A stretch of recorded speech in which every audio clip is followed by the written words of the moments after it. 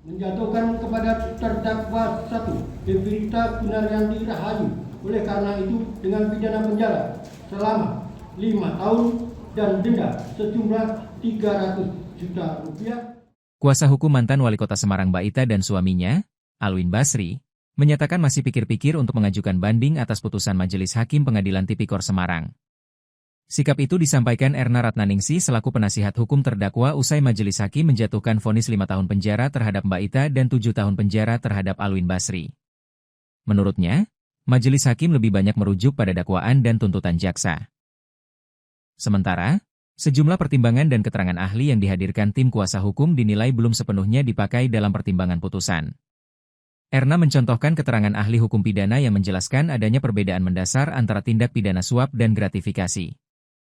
Tadi kan jelas kita masih pikir-pikir, jaksa masih pikir-pikir gitu kan? Ya. Ya 7 hari lah kita lihat bagaimana nanti. Ya. Tapi intinya gimana terkait vonis? Terkait putusan tadi, Bu? Ya tadi yang bersangkutan menyatakan kita pikir-pikir. Jadi gini ya teman-teman, kami dari tim kuasa hukum tentu saja kita pertama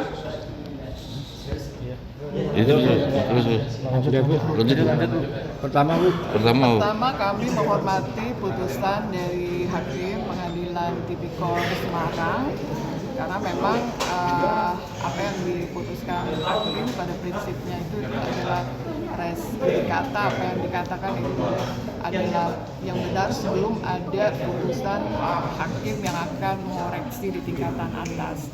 Dalam konteks ini memang kami dalam hal ini memiliki waktu untuk mengajukan banding selama 7 hari dan juga kami akan mempelajari beberapa isi putusan yang menurut kami tidak sesuai dengan fakta-fakta di persidangan karena kita melihat bahwa apa yang dipertimbangkan oleh majelis hakim itu memang lebih kepada banyak merujuk pada surat dakwaan dan juga tuntutan jaksa dan memang pertimbangan pledoi kami itu tidak dikesampingkan karena tidak sesuai dengan hukum.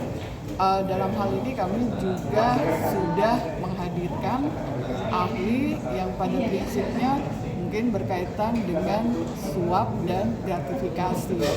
Misalkan karena tiga-tiganya itu terbukti, misalnya salah satu contoh, kalau misalnya gratifikasi itu menurut ahli Mahrus Ali itu jumlahnya itu kecil, dan antara suap itu sifatnya aktif dan ada meeting of mind. Sementara kalau gratifikasi itu pasif dan tidak ada meeting of mind dan jumlahnya itu kecil gitu ya.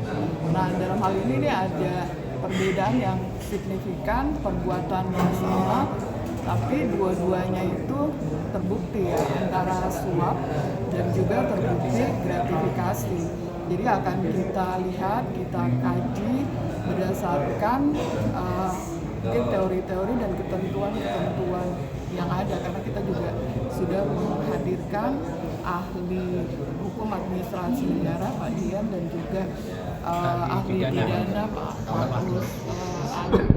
Mungkin itu jadi kita akan diberikan waktu untuk itu 7 hari untuk pikir-pikir. Dan mungkin terima kasih juga karena untuk yang dicabutnya politik itu tidak ada itu jadi kami akan diskusi yang jelas terima kasih pada wartawan lah kita ya sudah banyak meliput persoalan. Apakah tetap banding Pak? Tetap banding nanti. Kita pikir-pikir dulu. Download Tribun X sekarang, menghadirkan lokal menjadi Indonesia.